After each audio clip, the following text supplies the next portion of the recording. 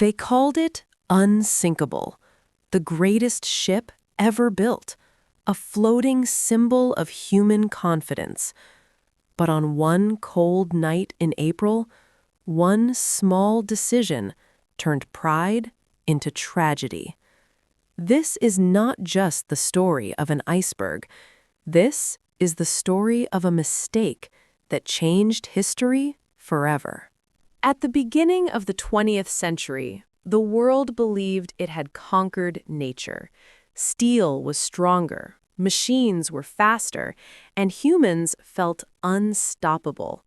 The Titanic was born in this era, built to be the largest, the most luxurious, and the most advanced ship ever created.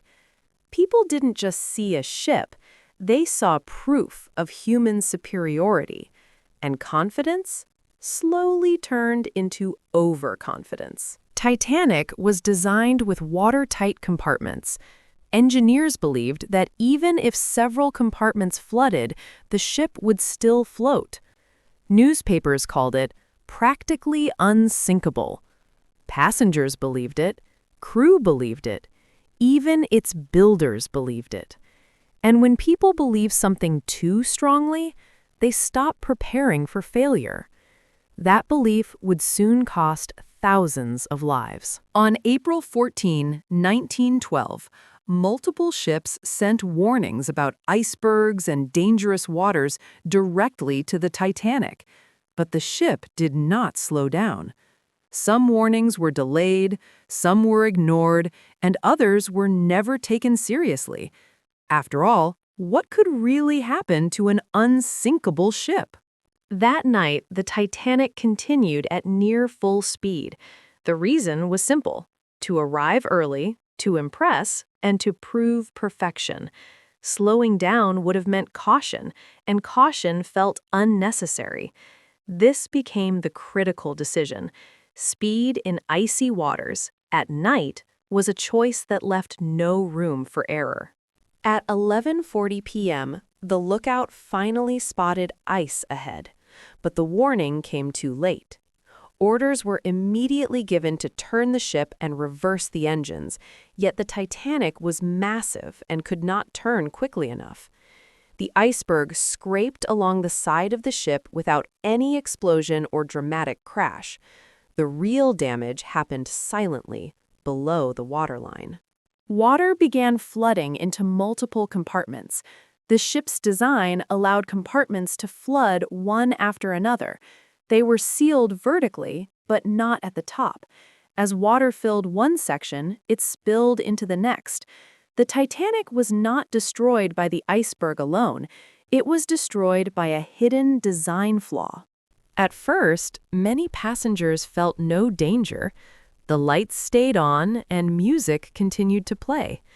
Crew members hesitated to spread panic.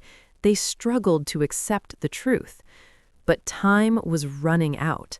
Every minute of delay reduced the chance of survival.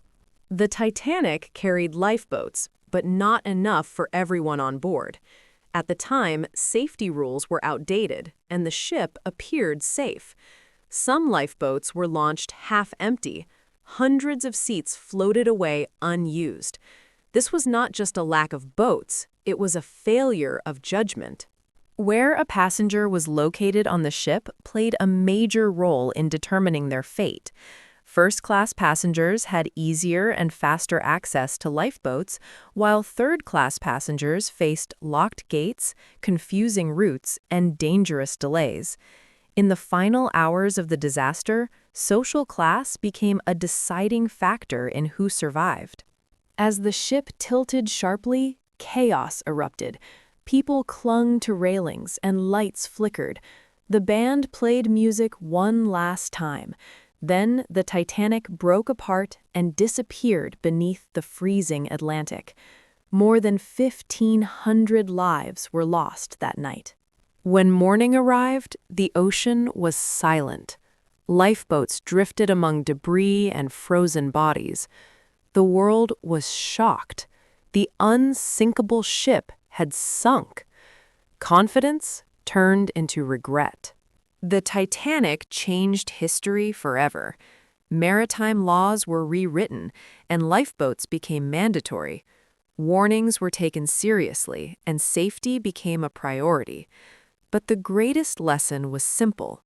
Technology can fail, pride can blind, and decisions matter. Sometimes one wrong decision is all it takes.